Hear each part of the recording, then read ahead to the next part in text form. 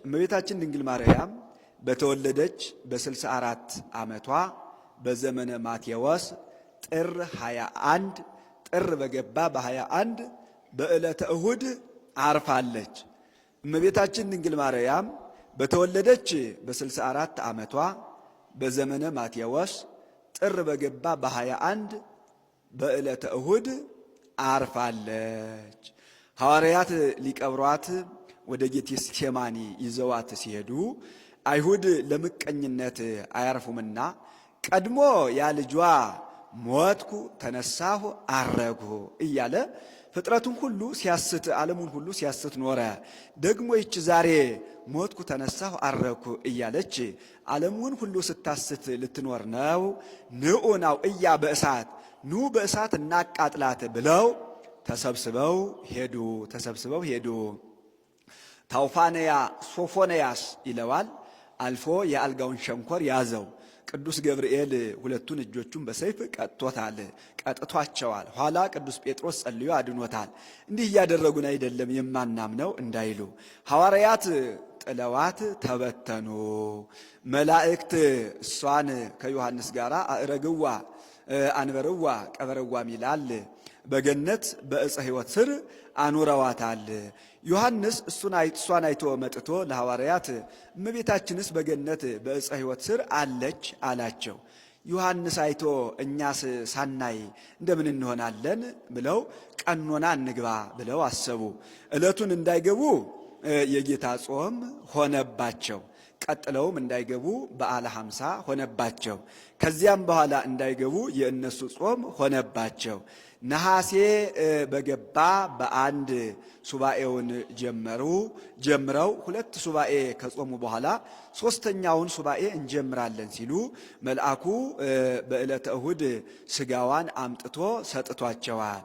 በዕለተ እሁድ ዕለቱን ቀብረዋታል። በ3ኛው ቀን ማክሰኞ ተነስታለች። ከመትንሣኤ ወልዳ ያሰኘው ይህ ነው። መላእክት ኩናተ እሳት አሰይፍተ እሳት ይዘው ሲያሳርጓት ቶማስ ወደ ሀገረ ስብከቱ ሄዶ ነበርና በደመና ተጭኖ ሲመጣ በአየር በህዋው ተገናኙ። እመቤታችን ድንግል ማርያም ናትና ስገድላት አሉት። ወፈቀደ ይደቅ እምደመናሁ ይላል። ቀድሞ ልጅሽ ከትንሣኤው ለየኝ፣ ደግሞ አንቺም ከትንሣኤሽ ልትለይኝ ነው ብሎ ተበጻበጸ። ከደመናው ልውደቅ አለ። አይዞህ ዛሬስ አንተ በልጠሃቸዋል። እነሱ ትንሣኤን እርገቴን አላዩም። አሁንም ሂደህ ተነስታለች አርጋለች ብለህ ንገራቸው አለችው። በምን ያምኑኛን አላት። እንካ ሰበኑን ብላ ሰበኑን መጽሐፈ ኪዳኑን ሰጠችው። ያን በውስጡ ይዞ በልብሱ ውስጥ ሰውሮ ይዞ ሄዶ እመቤታችንስ እንደምን ሆነች አላቸው። እሷማ ሙታ ቀበርናት አሉት። መቼ ሙታ መቼ ቀበራችኋት አላቸው። በጥር ሙታ በነሐሴ ቀበርናት አሉት። ሞት በጥር በነሐሴ መቃብር እኔም አላምን እንዲህ ያለውን ነገር አላቸው።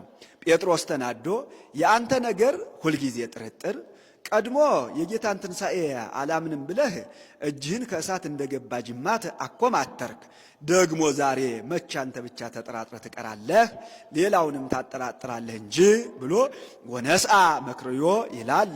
መቆፈሪያውን ይዞ እየሮጠ ሄዶ መቃብሩን ቢከፍተው ባዶ ሆኖ አገኘው።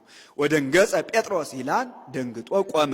እሱ ግን የሚረታቸው ነውና ዝም ብሎ ይመለከታቸው ነበር።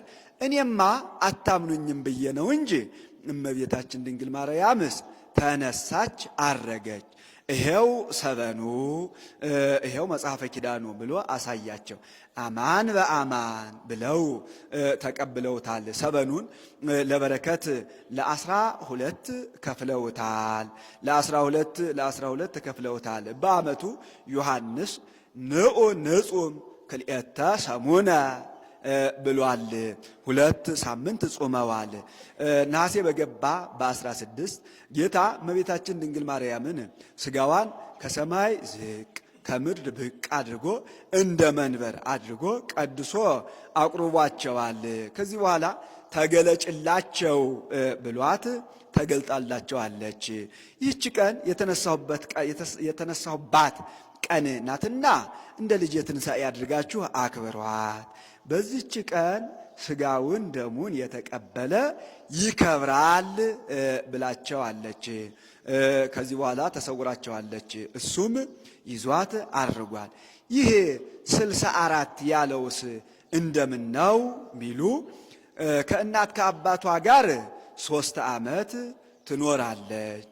በቤተ መቅደስ 12 ዓመት፣ በዮሴፍ ቤት 9 ወር፣ ከጌታ ጋር 33 ዓመት ከ3 ወር፣ በቤተ ዮሐንስ 15 ዓመት ትኖራለች። 64 ያለው ይህ ነው።